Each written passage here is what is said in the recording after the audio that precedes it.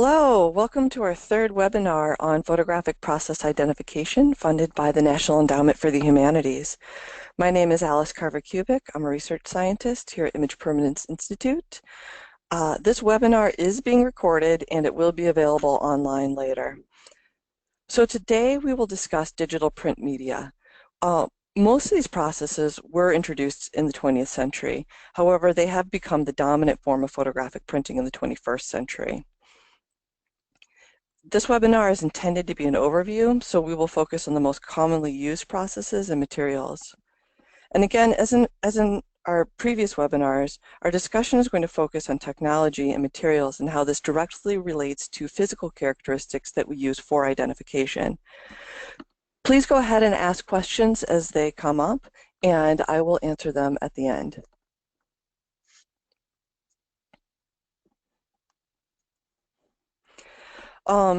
Again, for continued learning and more information, here's some excellent resources. Graphics Atlas and the Digital Print Preservation Portal, or DP3 project, are both IPI web resources. The DP3 site is the repository for all of our research on digital print materials and processes. So definitely visit Graphics Atlas, but look at DP3 as well.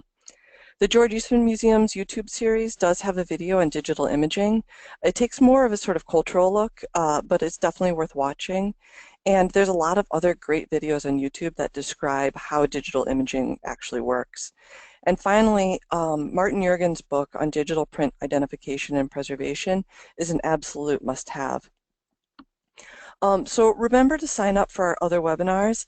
In December and January, we'll present a methodology for identification that includes a step-by-step approach to identification, along with a controlled vocabulary specific to identifying characteristics of photographs.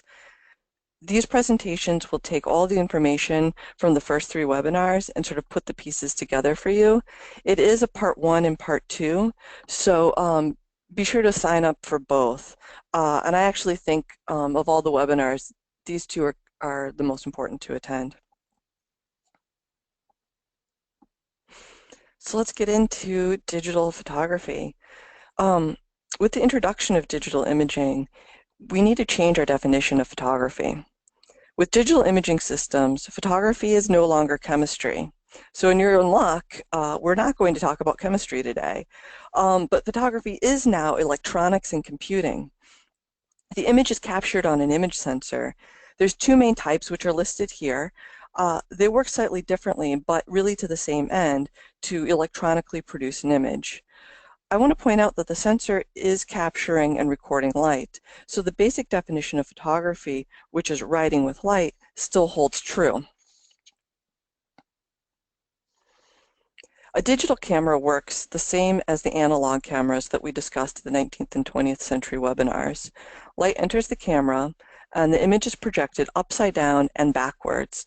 However, it's projected onto a light sensor rather than chemically light-sensitive material.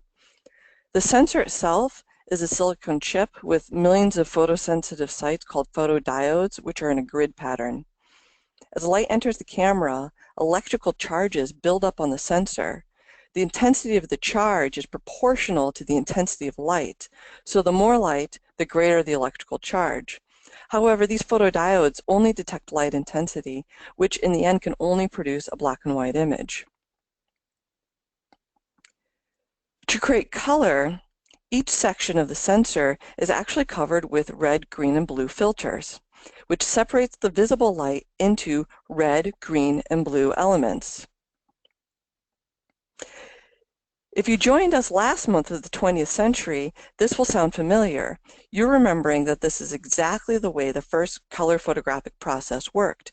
Shown here is the Autochrome, which was introduced in 1907, in which light first passes through a red, green, and blue filter before striking the photographic emulsion, separating visible light into red, green, and blue elements.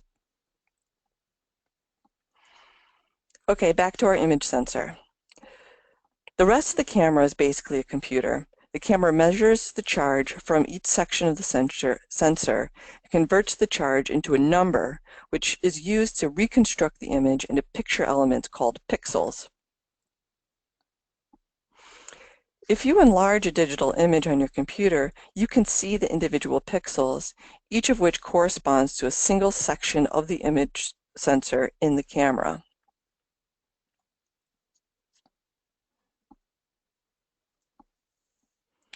But what we're really interested in here are the objects that are made from these digital image files. The digital images are transferred to a computer, which sends an electronic signal to a printer. Alternately, traditional photographic film could be scanned, converting the image into pixels in much the same way as your camera works. And there's several different types of printing technologies. The most popularly used digital printing technologies are inkjet, electrophotography, dye diffusion thermal transfer, and digitally exposed silver halide photographic materials. These are the processes that we're going to discuss today. So let's talk about inkjet first. This is by far the most complex digital print process in terms of the variety of materials that are used. I want to give an overview of inkjet materials before discussing the technology. In fact, I'm going to sort of do materials, technology, and come back to materials. Like all photographs, inkjet prints have an image and a support. The image material is ink. They may also have other layers, such as an ink receiving layer, as other coatings on the support. We'll talk about all of those. There are several different kinds of inks used in inkjet, including solvent-based inks and UV curable inks. However, aqueous inks are most commonly used to make photographic images, and this will be our focus. Aqueous inks have a vehicle, which is usually a mixture of water and glycol, that makes them a liquid, right? That's what makes them aqueous. And they have a colorant, and the colorant can be pigment or dye. Some prints are made with both pigment-based and dye-based inks, and some are made with just pigment-based or just dye-based. The colorants are typically cyan, magenta, yellow, and black. However, now some high-end inkjet printers have a wider range of colors that include different shades of gray, as well as a light cyan or a light magenta, and other colors that we call spot colors like orange, red, green, blue, or violet, and this improves the range of color that's possible with the printing technology. So we'll talk a little bit about the difference between pigment versus dye because it does really matter. Traditionally, dyes are soluble in an aqueous solution, while pigments are insoluble particulates. A dye molecule is very, very small, while pigments are very large. So this is an illustration from Martin Juergen's book. So here's our dye molecule, here's our dye aggregate, here's our milled pigment, and here's like the whole pigment, comparatively very large. Inkjet dyes and pigments are both synthetically produced, and in fact, it turns out that most inkjet pigments are actually really, really large synthetic dye molecules. They're made of the same stuff, just larger. But regardless, again, inkjet dyes are smaller and inkjet pigments are larger physically. Dyes tend to have a better color gamut, producing more brilliant and purer color, but they're more fugitive, so they'll fade with light exposure. They're also sensitive to moisture and will bleed when exposed to high humidity. Pigments used to have a more limited color gamut, but in recent years, pigment-based inks have become much better. They've become much more brilliant. They're also more light stable and less sensitive to high humidity than dyes are. Inkjet prints or inkjet could be printed on a wide variety of supports, including paper, plastic, canvas, and cloth, as well as metal and ceramic. We'll focus on paper supports as they're still the most common, but I'm definitely seeing more and more prints made on like fabric and other things like that. And there's a huge variety of types of paper. Again, sort of inkjet printing, the variety is almost infinite in terms of the support characteristics. Some supports have what's called an ink receiving layer. The purpose of this layer is very similar to the traditional photographic binder. It holds the image material above the support. There's two different types of ink receiving layers. There's a polymer and there's a mineral receiving layer. I'm going to talk a little bit more about these layers later.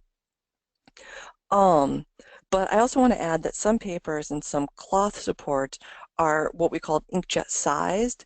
So this is, again, a special coating that keeps the ink from going too deeply into the material and wicking along the paper fibers. So let's turn our attention to inkjet technology. To produce an inkjet print, an electrical signal is sent from the computer to the print head inside the inkjet printer. When the signal is received, ink is ejected from the print head onto the support. The vehicle evaporates, and what's left is ink on the support.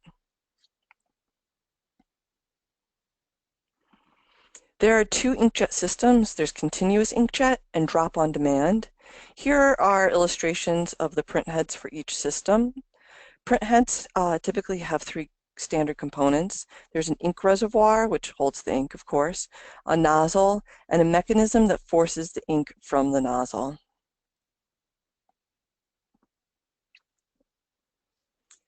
Continuous inkjet was actually introduced in the mid-1980s as a way of printing proofs for offset lithography, a photomechanical process.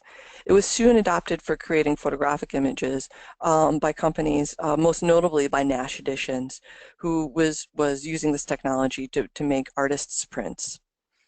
Continuous inkjet prints are often called by the proprietary name of Iris print. Iris is the name of the actual machine that prints, of the actual printer. In this system, the paper support is wrapped around a large rotating cylinder. So here's a photograph of a continuous inkjet printer. It's quite large, and it's got this big cylinder, and their support, in this case paper, is wrapped around that cylinder. The print head, here's an illustration of the print head on the other side. It emits a continuous stream of ink drops. The computer sends the electrical signal to a deflector, which is here, which either allows ink to hit the support or deflects it into the reservoir, which recycles back through to the print head. So the electrical charge is actually sent here, and it actually sends it when you don't want ink on the paper, where you want maybe a highlight, and it pushes the ink into the gutter.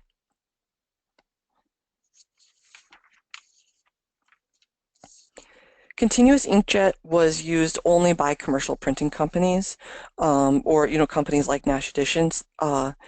They're very uncommon now because they've mostly been displaced by drop-on-demand technology. Okay, so I want to take a quick detour, but a really important detour. Photographs that are produced using light-sensitive chemical compounds are described as being continuous in tone. These are the processes that we've already talked about in our 19th and 20th century webinars. So by continuous in tone, we mean that the transitions from the highlights to the midtone to the shadow are continuous. So here we have photographic prints. These are taken with magnification, and these transitions are continuous. Now, photomechanical as well as digital printing processes cannot produce a truly continuous tone image. The image has to be broken up into areas of no image and image called halftones. So in the case of inkjet, we get ink and we get no ink. We have image and we have no image. And this produces a patterned image. So halftones are created by varying the white space between the dots of the image material. The spots are very, very small and typically not visible with the naked eye. So the eye blends the dots together, creating the illusion of a continuous tone image. It's only with magnification that you can see the halftones. There are two types of halftone screens.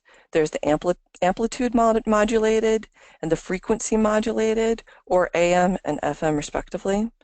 The AM screen, which we see here on the top, has dots that are of variable size but equal spacing, so the distance between the center of each dot is the same. So the distance between the center of this dot and the center of this dot is the same as the center of this dot and the center of this dot. The dots are just different sizes. An FM screen which is shown here, can either be equal size but variable spacing of dots, or variable size dots and variable spacing. So here you go. The closer together the dots are is where you're going to be getting your shadows, and the more sort of dispersed the dots are, you have your midtones and highlights. And it appears much more random. To produce color with an AM screen, you actually have to make 4 images. You have to make a cyan, magenta, yellow, and black image. Each screen is rotated slightly to avoid what's called a moire pattern, which you would easily see with the naked eye. So what we create instead is a much less visible and less distracting rosette pattern, which is shown here, which you can only really see with magnification.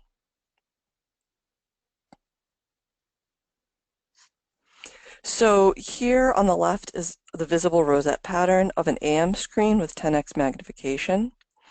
And on the right is an FM screen with visible dots, but the dots sort of appear random. Okay, so that's the end of our detour, and let's continue on with the continuous inkjet. Continuous inkjet papers themselves, the papers, can be coated or uncoated, or they can be sized, as I described already, and the sizing controls how far the ink penetrates the support. On uncoated and unsized paper, the ink tends to wick along the paper fibers, whereas on the coated papers, the ink drops are much more distinct. So here in this illustration, above we have a coated paper, and you can definitely see, especially with the 50x magnification, very distinct round dots. Whereas in the uncoated paper below, the dots are not as distinctive. They're not as sort of easily visible. The ink is definitely wicking along the paper fibers. The ink colors tend to be just cyan, magenta, yellow, and sometimes black. Often, these prints have variable size dots and variable spacing. However, these prints can have a subtle pattern sometimes, and it just kind of depends on how the print head is moving back and forth and putting down the dots. A linear dot placement can give a herringbone pattern, which we actually see a little bit in this lower image. You can get a rosette pattern, which we see a little bit in the upper image, or you can get kind of just a linear placement of dots where the dots with magnification, they sort of line up in little rows.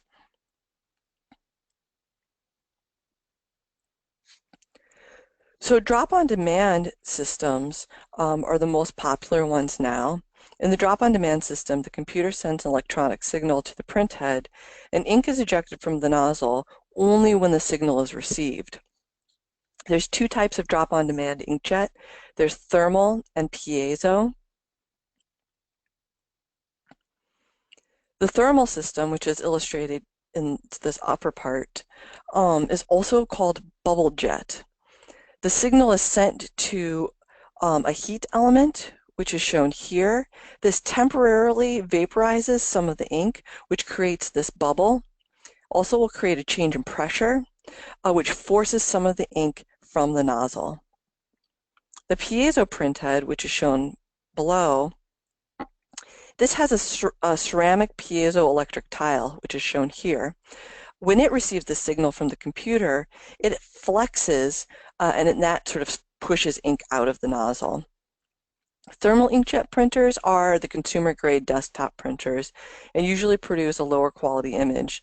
The piezo printers are higher-end printers. They can be higher-end desktop, or these really high-end printers shown here. In the end, the overall quality of the image depends on a lot of different factors, like the resolution of the original image file. So remember we talked about pixels. The original image file, the resolution is expressed as pixels per inch. How many pixels can you get into an inch? The type of inkjet technology also influences the final look. Is it continuous? Is it drop on demand? What kind of drop on demand? The resolution of the printer itself, which is expressed as dots per inch. How many dots of ink can the printer put down per inch? The type of ink, is it pigment or is it dye-based? And finally, the physical qualities of the substrate make a huge impact on kind of the final look of the print.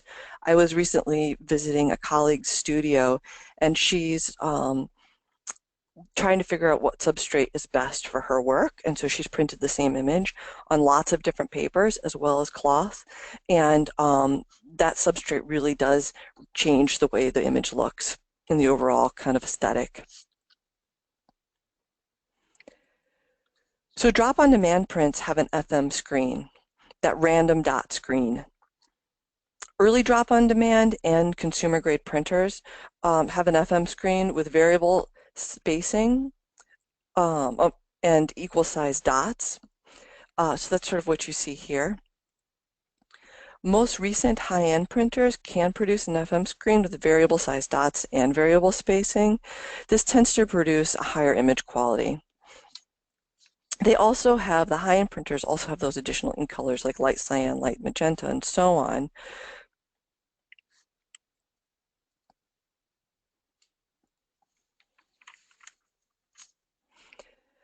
I want to circle back and talk more about these ink receiving layers. The polymer ink receiving layer is also called a swellable ink receiving layer. When the aqueous ink comes in contact with the receiving layer, it swells and absorbs the ink. As it dries, it sort of contracts and it hardens and shrinks around the ink. These papers work best with dye-based inks because the pigment-based inks don't penetrate the receiving layer and they tend to sort of rest on top. Remember, pigments are larger and they just physically can't get down into that receiving layer. However, some people did still use these papers with pigment-based inks. The backs of these papers have a sandpaper-like feel to them due to the presence of anti-blocking particulates. So this image shown here, it was taken with raking light to kind of emphasize those particulates. When you feel the back of the paper, it's very coarse. And the reason is the papers are usually in a stack in the printer, and they're fed through the printer one at a time. Because the swellable layer tends to swell and get tacky, especially when it's humid, they'll stick together and not feed through the printer. So the coarse back actually keeps them from sticking together as they're fed through. Some really early papers with a swellable ink receiving layer don't necessarily have this feature, but most of them do. This was figured out pretty quickly. And so this can actually be a key identifying feature. If you have a paper that feels coarse on the back, it's probably a dye-based inkjet print. So there you go. And you would care for that differently than you would a pigment-based inkjet, or have sort of different considerations for it. The mineral ink receiving layer is also called porous because it acts kind of like a sponge. It absorbs the ink when it hits the paper. Dye-based and or pigment-based inks are used with porous ink receiving layers. This has become the dominant type of ink receiving layer in the past several years. I'm not even sure if they make swellable papers anymore.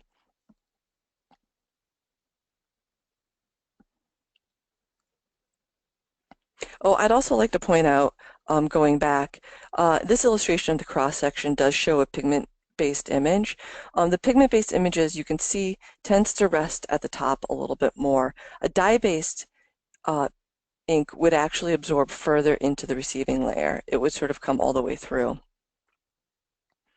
And again, it's that same reason, because pigments are bigger than dyes. Inkjet prints can have a variety of layer structures. They can be just ink on paper. These one-layer prints tend to have a softer image, and with magnification, the dots may not be super sharp. With unsized ones, again, the ink tends to wick along the paper fibers. So here we have a cross-section. We can see it's just ink on paper. And here we can see magnification. We can kind of see the dots, but they're kind of wicking along the paper fibers, the ink is, and they're not super distinct. Prints can be two layers. This print has an ink receiving layer on a paper support. Often the paper fibers are not necessarily visible with the two-layer inkjet prints. This ink receiving layer can be slightly opaque. Also, you can see in this case, it's slightly coarse, which kind of obscures those paper fibers and makes them difficult to see. The dots will be better defined. However, because the layer might be slightly coarse, they can look kind of lumpy bumpy, making the dots maybe not super sharp or distinct, but they're definitely sharper than the one layer prints. Some inkjet papers are called photo supports, and they're sort of advertised as being photo supports. These have 3 or more layers and are intended to mimic the look and feel of traditional photographic papers. Baryta papers, such as this one, have 3 layers. A paper support, a Baryta layer, and an ink receiving layer. The Baryta serves the same function as in the traditional photographic papers. They produce brighter highlights and a smooth surface onto which that receiving layer is coated. And with magnification, we can see here, the dots are pretty sharp. Some inkjet papers are resin-coated, and if you remember in the 20th century, the purpose of resin-coated papers was to reduce chemical processing time. So we put the papers in the developer and into the fixer, all those chemicals absorb into the paper, which then have to be washed out. By encasing the paper in plastic, we reduce how much time you have to wash the paper in the end, making it a lot faster. But inkjet prints are not chemically processed, so the only purpose of a resin-coated inkjet paper is to give it the look and feel of chromogenic papers. RC papers are smooth, they have a plastic feeling on the back, and they have very sharp dots under magnification. So here's 30x magnification, and we can see the dots are pretty sharp. In terms of surface characteristics, inkjet prints can range from matte to glossy, and again, there's a huge variety of papers that you can print on, which gives you this huge variety of gloss. So gloss is not a key identifying feature, but it's important to know that there is a correlation between gloss and how sharp the dots appear with magnification. A smooth surface will have glossy sheen and sharp dots. A rough surface will have a matte sheen, and the dots will be significantly less distinct. Inkjet prints made with pigment-based inks on glossy paper may exhibit differential gloss, in which the shadows are glossier than the highlights, and/or they'll exhibit bronzing, in which the color of the sheen itself is bronze. So here's our differential gloss on the top and bronzing on the bottom. And again, this is due to the size of the inkjet, or the pigment-based inkjet inks. They build up on the surface. So because the pigments are so much larger, they don't fully absorb into the receiving layer and they rest on top. So they're much, much closer to the surface. This differential gloss can vary from very distinct to kind of medium to very subtle. And again, this bronzing isn't always present. And again, this only happens on glossy papers, or sort of semi-glossy papers even. And this can be a key identifying feature. If you have an inkjet print that has differential gloss or bronzing, you have pigment-based inks. If you don't have differential gloss or bronzing, you might have dye or pigment. And finally, inkjet papers also have optical brightening agents. We learned about these in last month's webinar. These are dyes that are added to the paper to make the highlights appear brighter and whiter. And they fluoresce blue with ultraviolet light. So this image was taken with ultraviolet light, and you can see that blue fluorescence. So just to summarize, inkjet prints can be black and white, or they can be in color. They will look like photographs. They're really not necessarily always distinguishable, right, from your traditional photographic prints. They are photographs, right? They look the same in terms of being a photographic image. They have a wider variety of surface characteristics and supports than other processes. They can be from high gloss, glossy, to matte. Many prints are in papers that look and feel like our traditional photographic papers of the 20th century. They have, the RC papers and the Baryta. They also, have these watercolor papers and fabrics and all sorts of things. So our main key identifying features are only visible with magnification. The image is made up of random dots. Usually the dots are cyan, magenta, yellow, and black.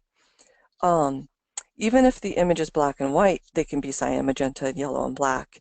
Some printers do have grayscale inks. Some printers have a wider variety of ink sets. So you get those spot colors like red and green. Some inks are actually semi-transparent, and so while you only have cyan, magenta, and yellow, when they overlap, they produce secondary colors. But mainly, you got random dots. The sharpness of the dots varies depending on how smooth the paper support is.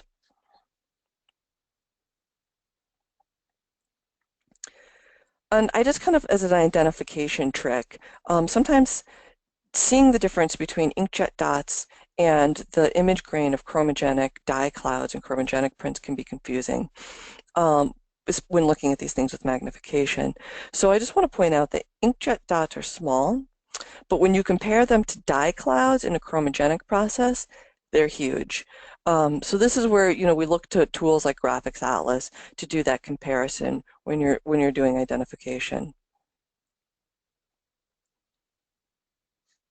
The next process I'm going to talk about is electrophotography, or EP. This is your office photocopier. However, the technology is also used to make photographic images. There's an earlier analog version of this process that was mainly used for office copying, but was adopted by some artists in the 1960s and 1970s. We're going to focus on the digital electrophotography, but the basic principles are the same and the materials are essentially the same as the analog version. The materials are fairly straightforward. They consist of image material on a substrate. Paper supports are again the most common, and paper supports can be coated or uncoated. The image material is called toner, and it consists of pigment and a thermoplastic resin. The toner colors are cyan, magenta, yellow, and black. Again, the most common support is paper, but this process can also be printed on plastic. And you can actually print them on a variety of paper supports. So this is actually a sample set of paper supports and plastic supports for electrophotographic printing.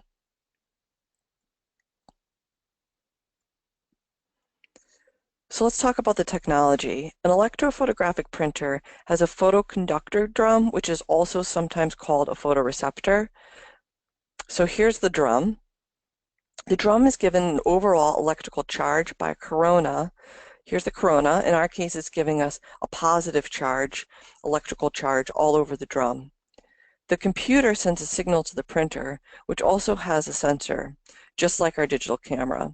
The sensor converts light into electronic signal, which controls either a laser beam or a light-emitting diode, an LED light, that exposes the drum.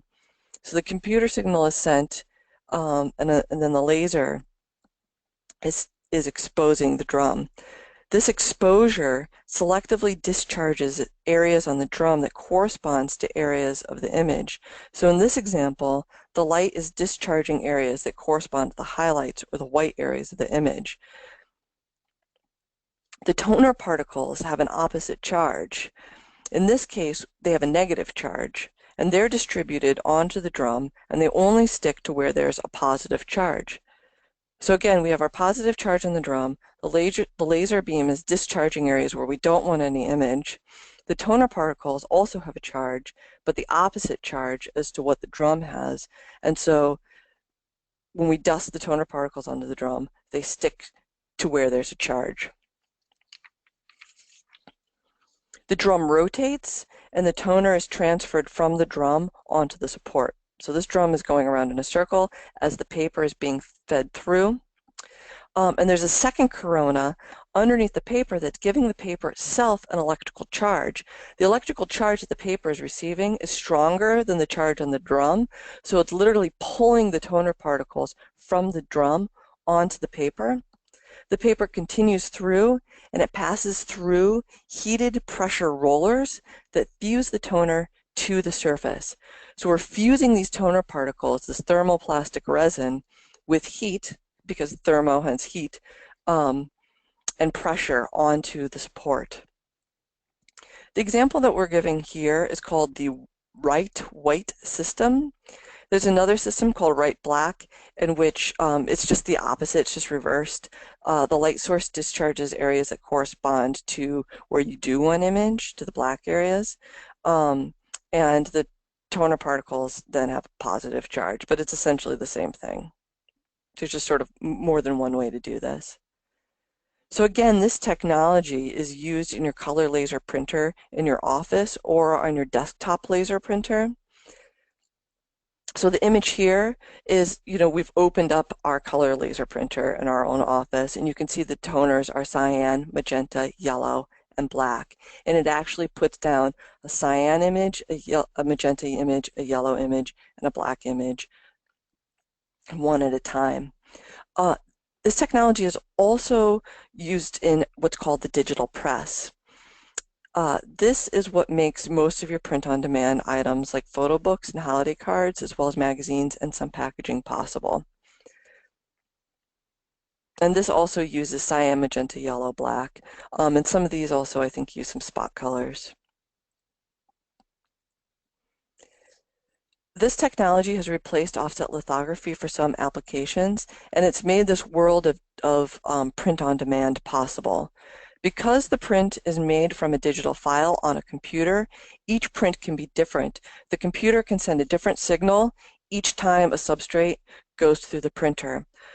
This makes it possible to print things like your personalized junk mail or the Share Coke campaign, where the Coke labels are printed, each one is printed differently. These are all different computer files, so it's possible to make a different label for each bottle. And just as a side note, these Coke labels, a lot of them are printed here in Rochester on a digital press. Most color electrophotographic prints have an AM screen.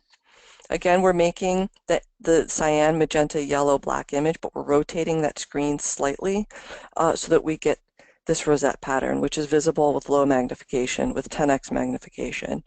You won't see it with higher magnification. You'll be too close. There's two different types of toner with electrophotography. There's dry toner and liquid toner.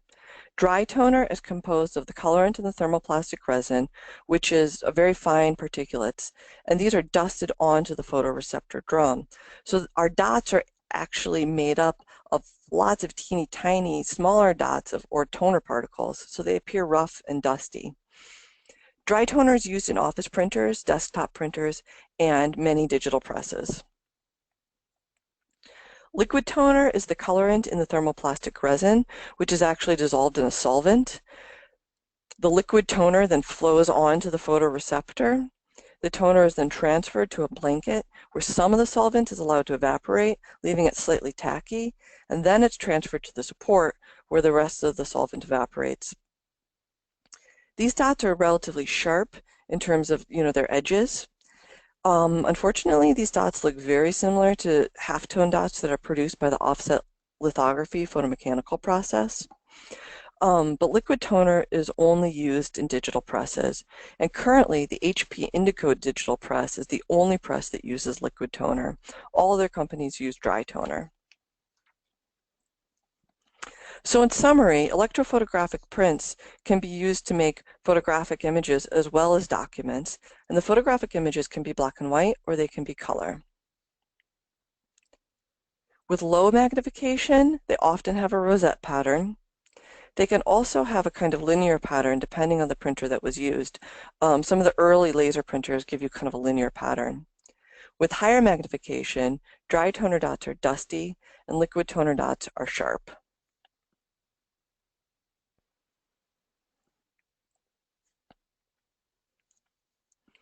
Okay, so the next process is dye diffusion thermal transfer. This process is more commonly known as dye sublimation. Dye sublimation is kind of a misnomer. When the technology was first introduced, it was thought that the dye was actually sublimating.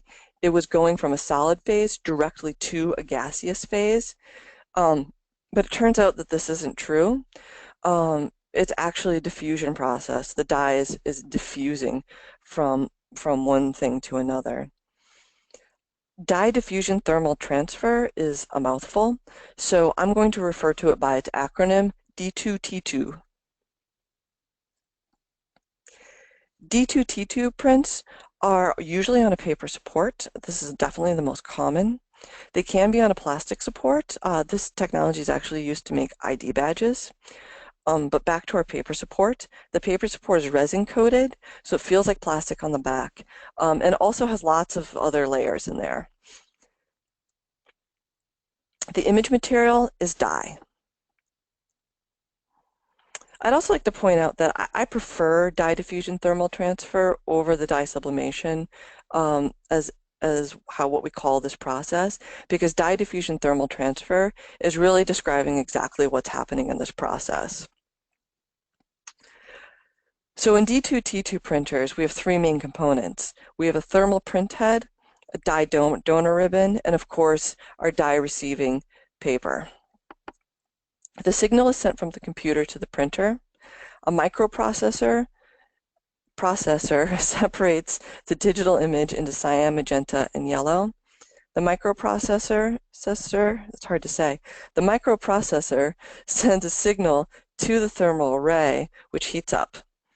When the thermal array heats up, the dye in the ribbon is mobilized and it diffuses from the ribbon onto the receiving paper.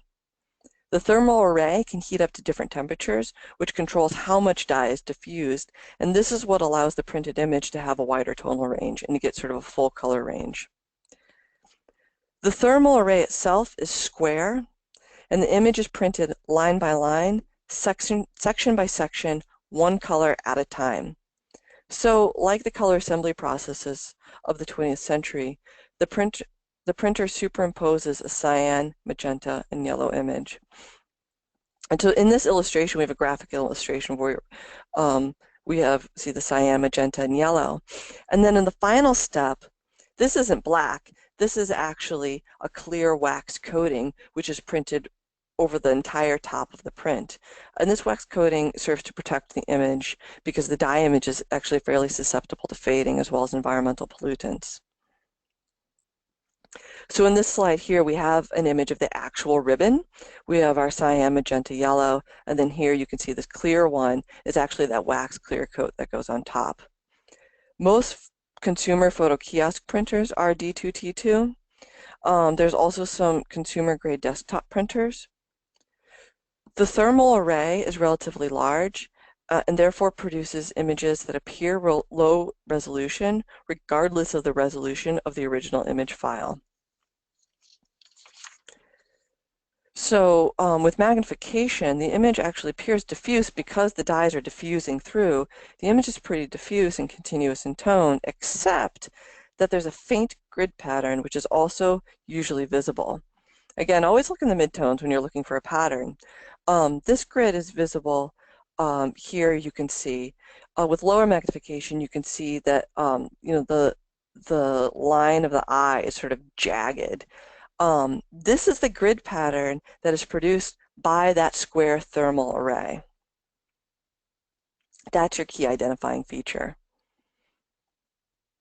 The wax top coat often also gives you an iridescent pink and green visible under the fluorescent lights. So because these are resin-coated papers, they tend to be glossy, but that gloss actually has a pink and green iridescence to it. Again, you can only really see it with fluorescent lighting. D2T2 papers, in addition to be resin coating and feel like plastic on the back, they also often have a back print with the manufacturing company's name and the product name. If you see a manufacturing name like this on the back and you're not sure what Kodak Extra Life is, for example, you can always just Google it. So in summary, D2T2 prints can be black and white or color. They're usually color. I have seen some in black and white. They often have a back print. They're glossy, but the glossy sheen is iridescent. It's got a color to it. And with magnification, the image is diffuse, but it has this visible grid pattern to it. And I would say even without magnification, the images just tend to be kind of low resolution, sort of low quality. So the final printing system I want to talk about are digitally exposed, chemically light-sensitive photographic materials. You can do black and white silver gelatin papers, but the most common are chromogenic papers for this system. So what happens is you have your digital image file on the computer, and the computer sends the signal to a printer, which exposes photographic paper, traditional photographic paper, using either LEDs or lasers. The paper is exposed line by line, and the image is formed pixel by pixel. These prints are often referred to by the proprietary name of the machine used to make the print, such as Lambda or LightJet. People usually include this to indicate that it was digitally printed. And then the paper then kind of goes through the processing solutions within the printer, actually within the machine itself. And what comes out is a chromogenic print. So in the end, regardless of whether the print was digitally or optically printed in an enlarger, the object you have in your collection is a chromogenic print. Sometimes prints made with earlier machines, earlier systems, you can see that the dye clouds line up in little rows because it's sort of exposed with this laser line by line when you look at it with high magnification. But in more recent prints, it's really not possible to visually differentiate between something that was digitally printed or optically printed. And again, it's a chromogenic print. So I feel like I'm sort of obligated to address this. There has been, and I think sometimes, although not as frequently, continues to be a debate as to whether we can consider digitally made prints to be photographs, in particular inkjet prints, I think are under the most scrutiny. You know, if the image is taken by a camera or even scanned in a scanner, the image is actually photographically produced. Again, we're still writing with light. We've just replaced chemicals with an electronic sensor. That electronic sensor is a light sensor. However, most of these printing systems use a combination of electronic and mechanical systems to convert computer data into a visible image. Some argue that if the print looks like a photograph, it acts like a photograph, and it serves the same purpose as a photograph, it's a photograph. Others argue that photography is based on light sensitivity, and the printed materials, the actual print itself, was never light sensitive. So inkjet, for example, is ink on paper. That object was never light sensitive itself, and partially due to this and partially due to the fact that the image is made up of dots, many people feel like it's better aligned with photomechanical processes because of this idea of the halftone and breaking up the continuous tone image, and that it's ink on paper. In the end, regardless of your opinion of the validity of digital prints as photographs, if they're in our collections, it's our responsibility to care for them. And we have seen that inkjet prints and other, photomechanical prints are in photograph collections, they're in archives, they're in libraries, but they're also in print collections, works on paper. So we're kind of seeing them everywhere. And it's just, it's important for us to know what these objects are. It's important for us to be able to identify them in the end. So there you go. Thank you so much for joining me. Thank you to the National Endowment for the Humanities, Division of Preservation and Access, for funding this webinar and all of our webinars. Thank you to the Andrew W. Mellon Foundation. A lot of the information that was presented here is research that was done for Graphics Atlas, and the Mellon Foundation funded that research. Our next webinar is December 13th at 2 p.m. Eastern Standard Time, where we will give a methodology for process identification, part 1. Again, this is a 2-part series, and I really think it's important because it takes all this information and we're going to work out a methodology, a step-by-step approach to identification and how to use Graphics Atlas as a tool for identification. So I will now entertain questions if you have any, and don't close out. There'll be a brief survey that will appear at the end, and please give us feedback so we know how we did and we can improve for the future. All right. Thank you so much. Okay, I take off my glasses so I can read these. Okay, so the first question I have, is differential gloss same or similar to metamerism? No, it's not. It's totally different. Metamerism is an effect that you get in which the color itself, the colorant itself, looks different under different kinds of light. So if you were if you had different light sources, let's say a fluorescent light, an incandescent light, daylight, and you have your inkjet print, and you put it under each one of these light sources, the print itself will look different. That's metamerism. Differential gloss is a difference in sheen between the shadows and the highlights. It's glossier in the shadows than in the highlights. Okay, the next question is inkjet and preservation. What is the difference between polymer and mineral?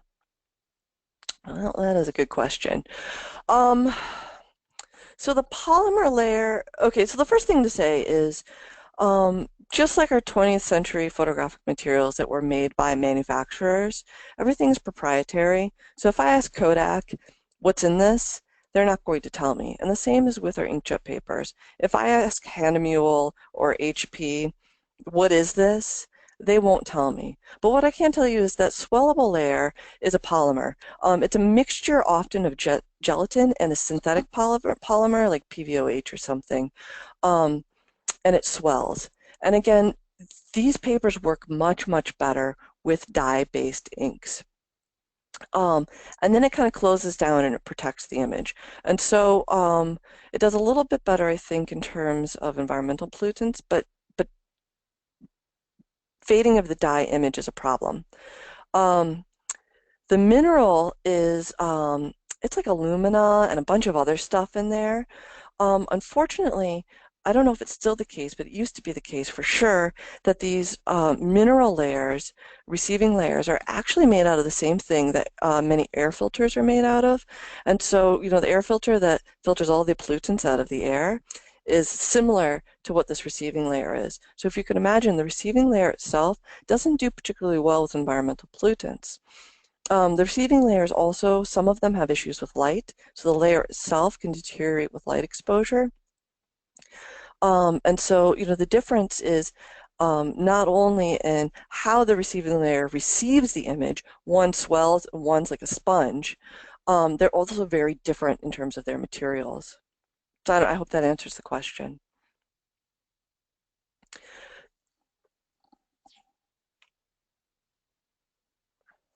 Is this, okay. So the question I have here is, will the next, sorry, cover storage materials and methods for digital prints? No, the next one won't, but the one on February 14th will. Sorry, I got confused.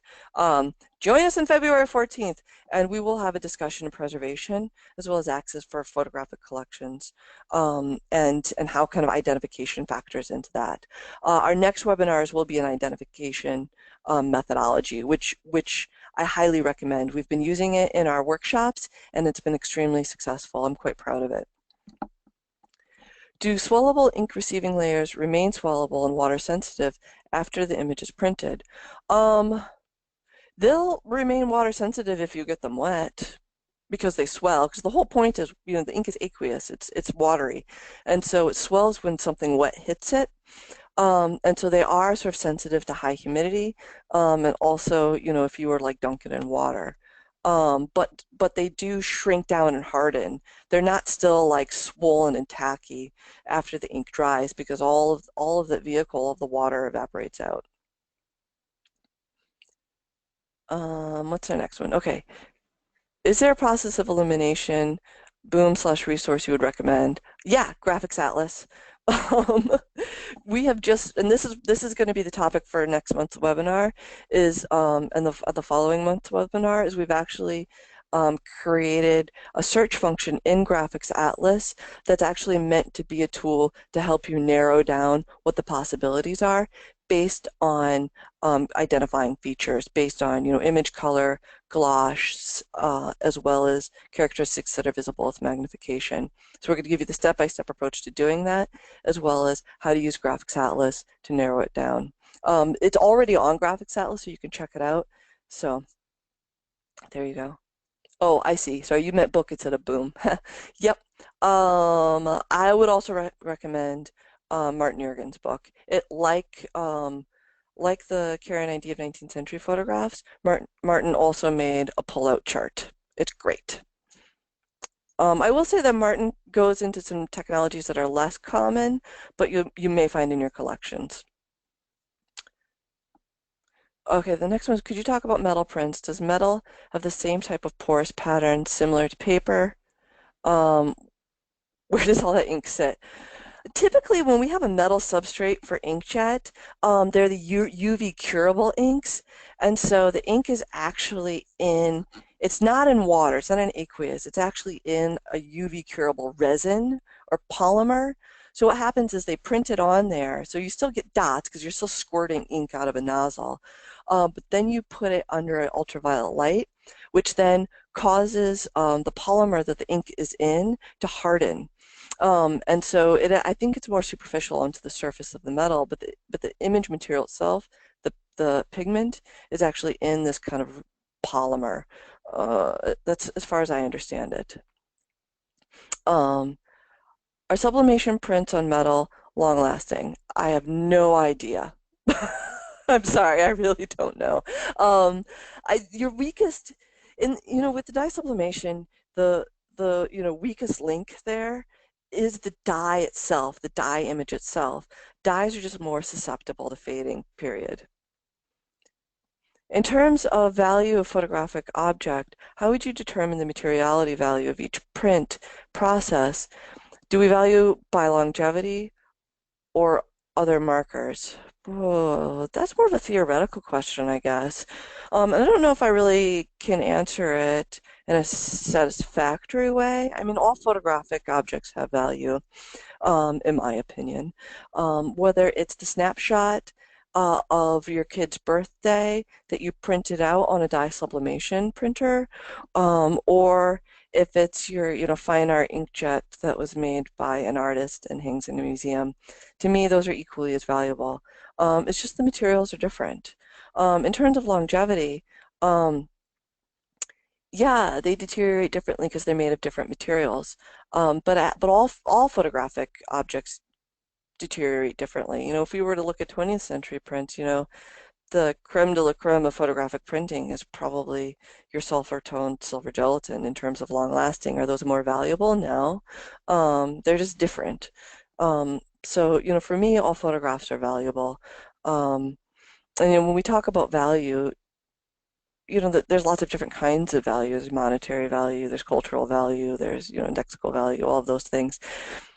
Value is measured in a lot of different terms, and to me, they're all important. So I don't know how satisfactory that is, but there you go. So that's all the questions we have. Wait, there's another one. Here it comes. Oh, there's a bunch. Okay. Is there any way of distinguishing by the naked eye whether the paper is swellable or poreless? The way to tell if it's a swellable paper or a porous paper is the back. Remember, the swellable papers have that sandpaper-like feeling on the back. So they'll be rough on the back. That's how you can tell the difference. Otherwise, no, you couldn't really tell from the front anyway. Okay.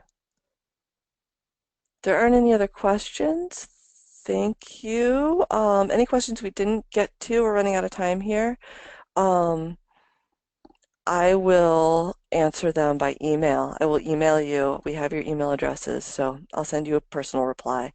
So thanks so much, and I look forward to seeing you virtually next month.